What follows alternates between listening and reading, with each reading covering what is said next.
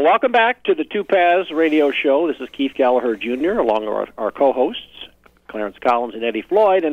And before we played Shimmy Shimmy Cocoa Bop, we were talking with our special guest, Anwar Najmi, about his background.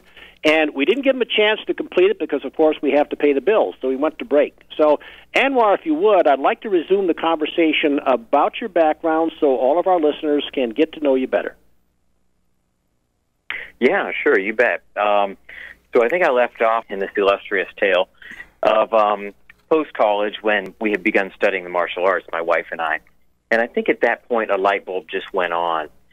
You know, having been immersed in the world of music and then academics and then in the world of physical studies, it just awakened something inside us. And we began to kind of look back through the histories at some of the leading treatises authored by thinkers through the ages, from Plato and his triadic ontology to Leonardo da Vinci, the Vitruvian Man, to Abraham Maslow and the hierarchy of needs. And we began to see a sort of pattern through human history of grappling with how one can realize their full potential, both physically, intellectually, and creatively.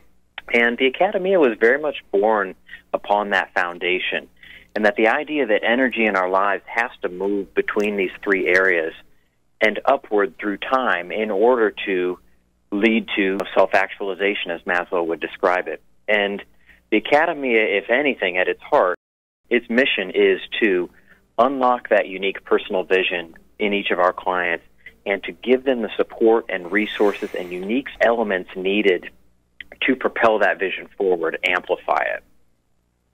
Oh, okay. That certainly is an admirable trait on the part of the Akademia, and it's amazing that you and your wife were able to formulate this vision, certainly from what I can see. What that's going to do, of course, is prompt a question from the illustrious Clarence Collins, my co-host, who I think probably has a bit more specific question for you. So we're going to pin you down and make you talk to us. Amen. Clarence, what's your question? Okay, my question is, Anwar, is what prompted you to create the Akademia? No, it's an excellent question. And first of all, Clarence, it's a real honor to be on the show with you, given your accomplishments and achievements. Amen. You know, it's really impressive. Thank you. You know, the Akademia was really born out of personal experience. I think our first inclination in being musicians was to reach out to the musical community and to find out where artists were at in the development path. And, you know, everybody's different.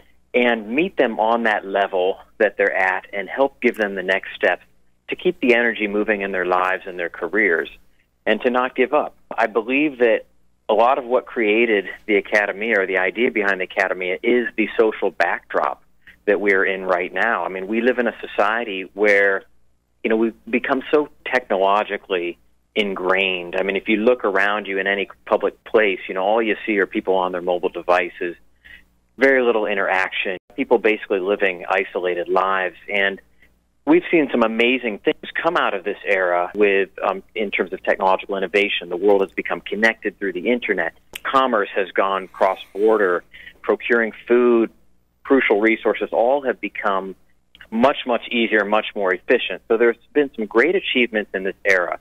But throughout all this, people's creative lives and their imaginative sides have been dulled and stymied in the process. And I think this has created a lot of repressed energy in both individuals and society as a whole. So a lot of what's fueling the Akademia is just a sense that there is this giant wave behind us of energy, of human potential and creativity that is not being utilized, not being heard. And this wave is coming at us one way or another. So we can grab our surfboards, if I may borrow some Southern California lingo. We can grab our surfboards and ride this incredible wave and navigate its contours, or we can wipe out to a horrific effect.